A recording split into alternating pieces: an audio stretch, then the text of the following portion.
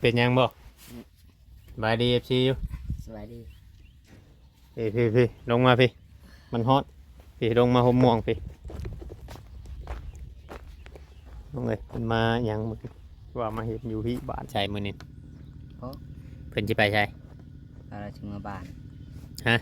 ก็ชิมเมื่อบ้านสิเมื่อบ้านเลยบ้านใดน่ะจักเลยฮะจัก เอาคือว่าบอกจ้ะไม่แต่ว่าชิมเมื่อบ้านครับ เออบอกว่าสิเมื่อบ้านนะเชื่อเลย สิว่าเมื่อในบ้านนี่บ่จักจักเลยอืม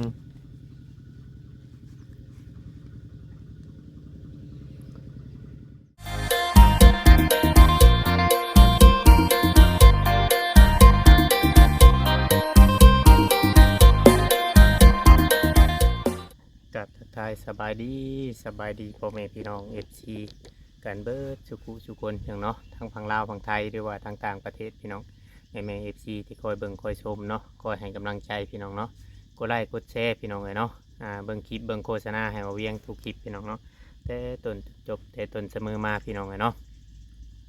จังใดก็เบิ่งมาชมนำกันพี่น้องเลยเนาะในคลิปนี้พี่น้องเลยเนาะมาบ้านมาเรือนของพ่อจ้อยพี่น้องเนาะตอนนี้พ่อจ้อยเราไปเวียกเราพี่น้องเนาะแต่ว่าทางมาเวียงยังอยู่นี่อยู่พี่น้องเราเข้าในบ้านพุ่นเราไปเวียกเราเดี๋ยววันน้องคอนไซลูกชายแม่มุดเป็นมานอนอยู่นี่มื้อนี้พี่น้องนอนอยู่เพื่อนแม่มุดนี่โอ้กดกระเจาะอยู่เป็นยังเป็นยังมื้อนี้คอนไซเป็นยังฮะมันเป็นยังบ่บายดีเอฟซีอยู่สวัสดีพี่ลงมาพี่มันฮอตพี่ลงมาห่มม่วงพี่ลงเลยมันมาอย่างมึงว่ามาเห็นอยู่ที่บ้านบ่เห็นแต่เช้าผู้อยู่เพื่อนไม่ใหญ่นี่ตะกร้าเพื่อนพี่น้องเนาะตะกร้าเพื่อนตะกร้ายังไม่ได้ออกหรอกหากระแตกบ่หากระตั้งโนปะหากระบาลใน3 มื้อเพื่อนว่านั่งอยู่นี่ก็ได้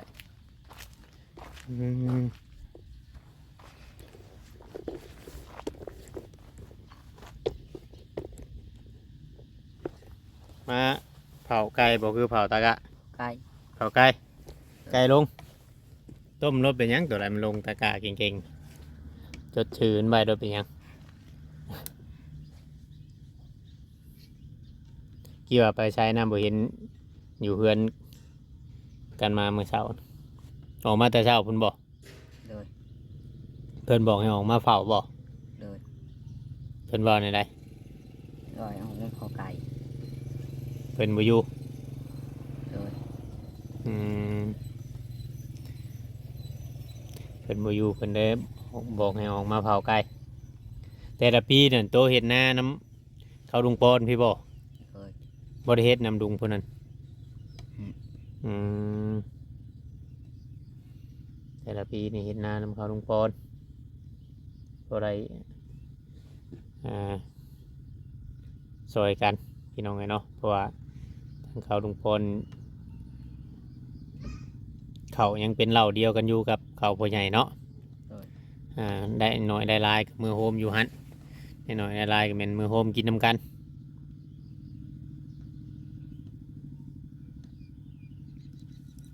เมื่อคอยไปเที่ยวไปเด่นคือเก่าบ่เดียนฮะ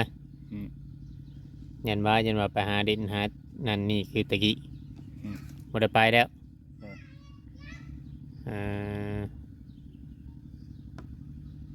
ไปก้านอยู่บ่อึงตอนฝนตกกันแต่กบได้อยู่บ่ตัวการกันได้อยู่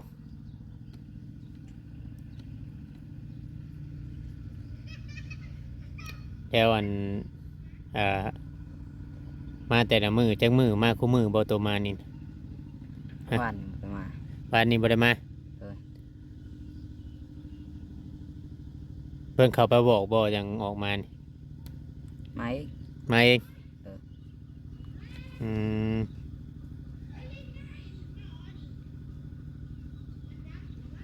เดี๋ยวเพิ่นบอกให้อันออกมาเผา แม่บอกอยู่ว่าสิไปใช้มื้อนี้ โอ้ เพิ่นสิไปใช้ ก็เราชิเมื่อบ้าน ฮะ ก็ชิเมื่อบ้าน สิเมื่อบ้าน เลย บ้านใดน่ะ จักเลย ฮะ จัก เอาคือว่าบอกจ้ะ ไม่แต่ว่าชิเมื่อบ้านครับ เออบอกว่าสิเมื่อบ้านนะเชื่อ เลย สิว่าเมื่อในบ้านนี่บ่จัก จักเลย อืม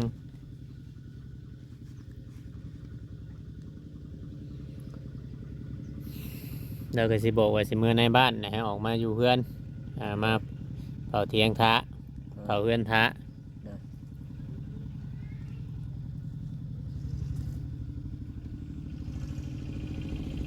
แต่ชุไม้บ่ได้มานั่นก็มาอยู่นี่อยู่บ่แต่ละมือก็บ่ตะกิน เลย ต้องคืนเคยมานอนอยู่บ่ นอนคืนเดียวน อนคืนหนึง อาการเครียดแต่เจ็บหัวก็นอน การเครียดแล้วเจ็บหัวแล้วขึ้นไปนอนอยู่นี่เลย เลย อืมการไปขายบ่เขียดน่ะ ละ ฮะ อืม การไปกินนี่แหละ เลย อืม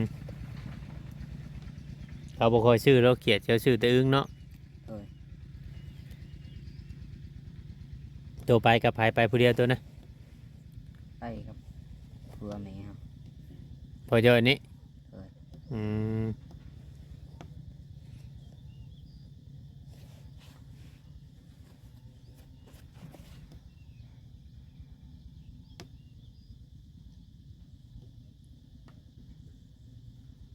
บ่ได้หาเห็ดปวกบ่เขาว่าเห็ดปวกออกเคยไปหาอยู่บ่ ปีนี้ยังบ่เคย แต่เก่าหั่นนะ เคย เออเคยได้อยู่แต่เก่าติ เลย มันเดิมเดะได้เดิมมันนั่นนะบ้านนี่เพราะว่าทางบ้านนายเห็นเขาเอามาขายอยู่เมื่อวานแต่ว่าทางนี้บ่ฮู้ว่ามันออกแล้วหรือบ่เพิ่นมาเผาไก่ลงตะกะพี่น้องไงเนาะกะเพิ่นก็เฮ็ดตาหนึง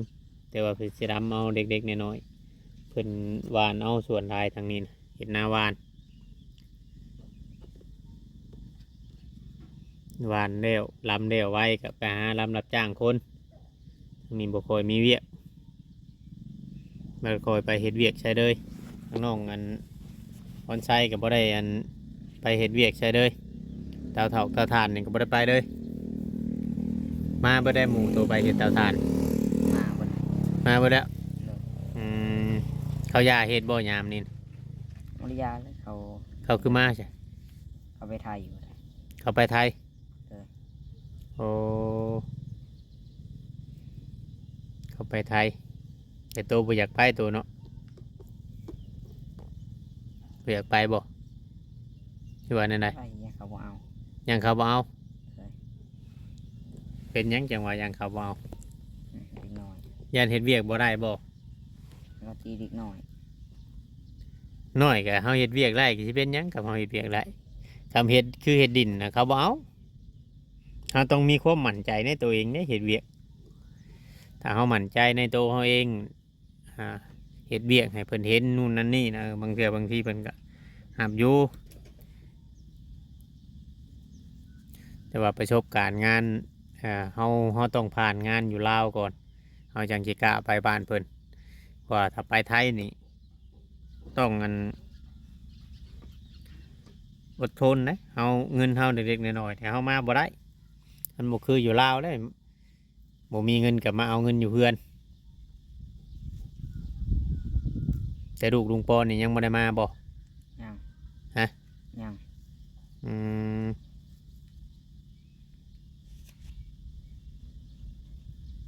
ลองเบิ่งอันไหนเนาะลองเบิ่งอันไหนพี่น้องเนาะยังไงกว่านี้จากปีจากใดมันได้ไปไทยมันก็ต้องได้เห็นบัตรเห็นเบอร์โอ้ทางนั้นเพิ่นไปทางไหนอีกไปใช้บัตร กินแล้วเขานะ ยังอันไหน ไปกินเขา กินข้าวได้ยังกิน แกงหน่ออ้อยนะ แกงน้อยเรียกว่าแกงเห็ดปวก ฮะ โอ้มีอยู่บ่ได้ ยังบ่ออกบ่ ยังบ่ออกเห็ดบ่ได้ บายดีเด้อปอน สบายดี เขาว่าเราอยู่ฮั่น ไปใช้แม่ฮะให้สิครับตัวนี้คือว่าสิว่ามือบานคือว่ามือบานวะ เมื่อบ้าน ไป ใด ว่าไปพระลานเหรอ ฮะ ว่าในไรเอารุ่มหนารุ่มหลัง แต่กี้น่ะว่าเมื่อบ้านบ่ แม่นว่ามีเรียกด่วนว่ะเอื่อยเพิ่นนกถามว่าไปใช้บุตรว่ะเมื่อบ้านว่ามีเรียกด่วนไปกับหมาว่ะ บ้านตัวไหนน่ะ บ้านพุ่นเลยบ้านหัวพุ่นเลย บ้านตาจ้อยผู้ แม่น เอาแล้ว ว่าคอยเห็นในสะวนขึ้นรถนำว่าแม่นต้องเมื่อวานน่ะ บ่เมื่อนะเฮาถามน่ะคือว่าบ่ได้เว้าว่าเมื่อบ้าน ว่าเอื่อยเพิ่นถามว่าเมื่อบ้านว่ะเพิ่นขี่รถออกไปเด้ไปใช้มุดว่ะ เมื่อบ้านว่ามีเรียกด่วนว่ะบุญแรกว่ามันว่าว่าเล่าก็เท่าไรมาบอกว่าบ่แม่นนะว่ะสิไปพระลานว่ะ คือว่าได้ยินว่าสิไปพาราน เออ ว่าสิไปวัดถือว่าสิมีวัดบ่อยู่พาราน ไปวัดตัวไปวัดนั่นน่ะมีสิเมื่อบ้านวะไปกับหมาว่ะ ถือว่าสิไปเวียกไปวัดถือว่าสิไปวัดไปหยังบ่เฮาก็บ่อยากนำเราเฮาบ่ได้โชว์เราปานใด มีเหยียดด่วนวะ เออ ดูแล้วว่ะ ก็เลยนั่นติ แม่น เดี๋ยวบ่ได้นั่นได้เพิ่นก็ขี่รถออกไปเลย แม่นเมื่อบ้านก่อนวะมีเหยียดด่วนวะเมื่อกับหมาแล้ววะ นี่หยังคือเขาเจ้าคือบ่ได้ว่าในใดเฮาไปเมื่อวานนี่คือว่ามี ความคืบหน้าใหม่บ่ ชื่อว่า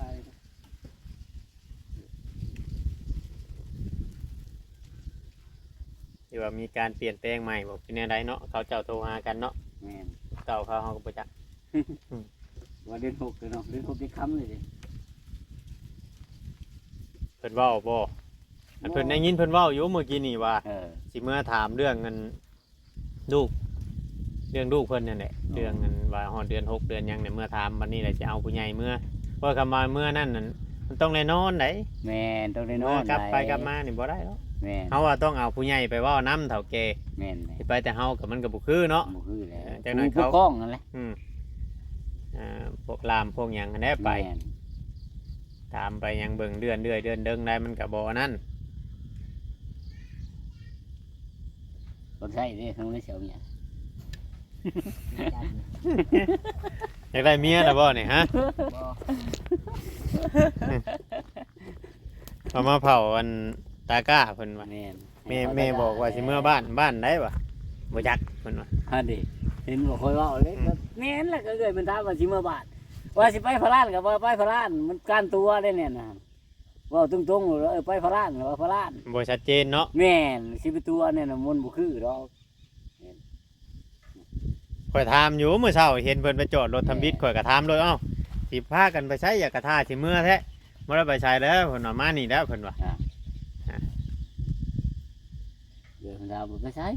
เมื่อบ้านก่อนว่ะเมื่อกลับมาแล้วว่ะ แล้วก็เลยอันคำว่าสิไปทางใดก็เอาไปเบิ่งลูกแฮก่อนว่าเฮาบ่จักความชื่อให้ แม่น ให้เลือกเอาเองเพิ่นไปเลือกเอาเองชื่อลูกแฮให้3ชุม แม่น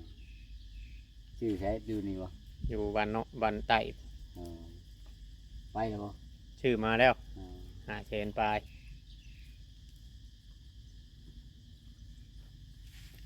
ใช้นางหุ่นเฮาก็แล้วว่าน แต่ตัวนี้น่ะยังบ่ได้ถ่าย ยังสิยามเอาแถวนี้ ดำเอาน่ะบ่ได้ถ่ายพูดบ่จ้ะ บ่ไทยลำหลัง อ๋อ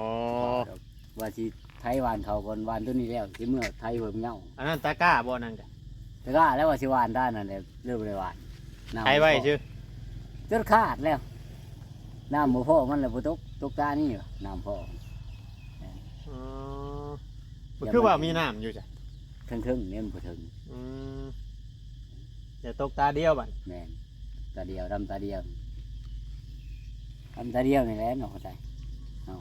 แน่ก็ว่าจะไปเลย แม่อยากไปทางไหนบัด จังแหละ ฮะ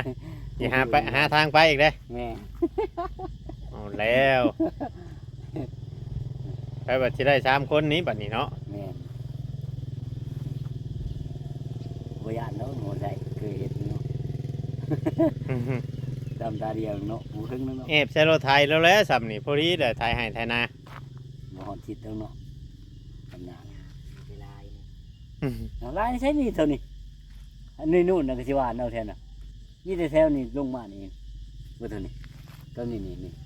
สิเฮิงนี่บ่ฮอดทิศซ้ำเอาดำน่ะสโลกาได้นะ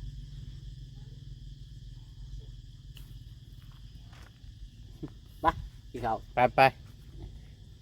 เดี๋ยวสิย่างไปมันดังเลยนี่พี่น้องเลยเนาะมางั้นตัวประตามในจักรวาลเขาตาจอยกับหมดนี่ตัวประตามนี่คิดว่าอยู่บ่ฮอดอันน้ำนาช่ำมาจักกันนี่อยู่บ่ฮอดน้ำนาแล้วช่ำมาจักนี่เนาะพรชัยเราเคยเว้าอยู่บ่น้ำโตกันเราจ้างบ่โตมานเราบริจ้างบ่ยันว่าเราจ้างให้โตมาเผาแล้วก็ปกติแต่ละเทื่อแต่ละปีโตก็มาเผาบ่เห็นว่าฮอนยามนี่เนี่ยตกกาตกยังแม่นออกมาเผาตะกะ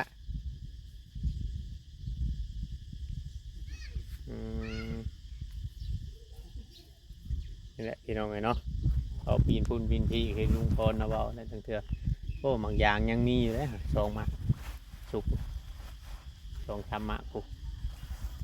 บ่ได้หาใหม่แม่นเนาะหวานอยู่บ่คนไทย เอาบ่ได้กิน บ่ได้กินเกลือบ่ตะกี้คือว่าหลายเติบใครจะกิน จะเข้าแล้วกิน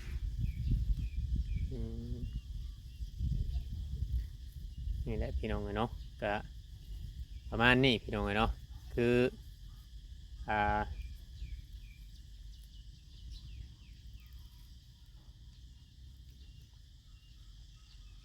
ทางเขาประจอยเขาหมุดคือว่าจะไปพารานบอกคือว่าไปพารานหรือว่าเมื่อบ้านอันนี้ก็ยังบอกคำตอบแบบบทชัดเจนจากเพิ่นแล้วก็ทางลุงปอนว่าบอกน้ำลุงปอนว่าเมื่อบ้านบอกน้ำมันลูกแต่ว่าเมื่อบ้านแต่บอกน้ำชุมเฮาว่าไปพารานก็เลยว่าจะไปวัดก็เลยอันใดคำตอบบทชัดเจนปานใดบ่เป็นยังพี่น้องเนาะได้แต่เพิ่นเพราะว่านั้นคือว่ามื้อนี้กับทางบ่เวียงก็มาถามข่าวเบิ่งมาเย็บเบิ่งเพราะว่ายังบ่ได้มีเวียกเฮ็ดทางนี้แหละมาถามเบิ่งถ้าว่าเพิ่นยังบ่มีเวียกก็แม่นสิได้ดำเนินการเฮ็ดบ้านเฮ็ดเรือนโตหรือว่าแนวใดก็เฮาอาจจะได้แบ่งเวลามาเฮ็ดทางนี้นํพี่น้องแบ่งไปถ่ายคลิปทางนั้นนํเนาะเพียงเนาะเนี่ยพี่น้องเอ้ย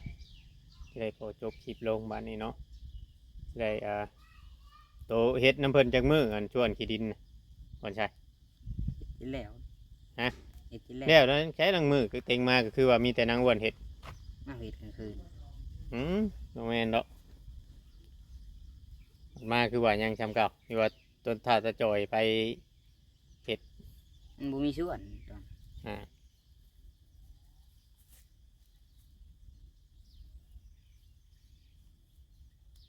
บาดเฮ็ดบาดบ่เฮ็ดนะเฮ็ด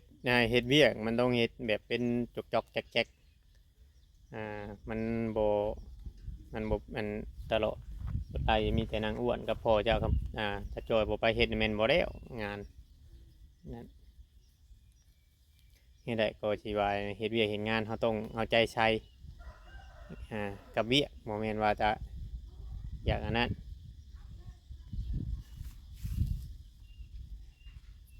เพราะว่าถึงอ้ายสิบ่นะก็เบิ่งอยู่แบบว่าไผเฮ็ดไผบ่เฮ็ดนั่นนี่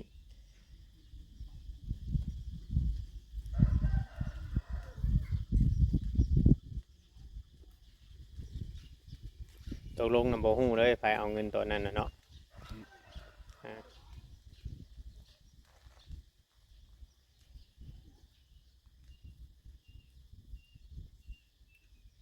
นี่แหละพี่น้องเอ้ยเนาะก็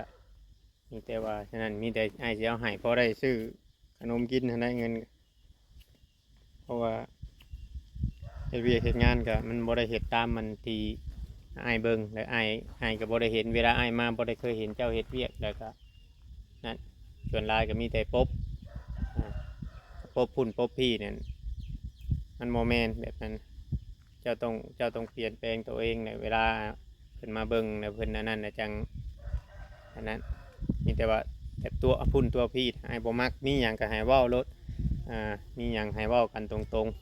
ๆแต่ว่าตัวมันบ่งามเอาเป็นเด็กน้อยตัวใหญ่เฮ็ดคือเฮ็ดบ่เฮ็ดคือบ่เฮ็ดแล้วก็นั่นนางอ้วนเราก็เว้าอยู่ไผเฮ็ดไผบ่เฮ็ด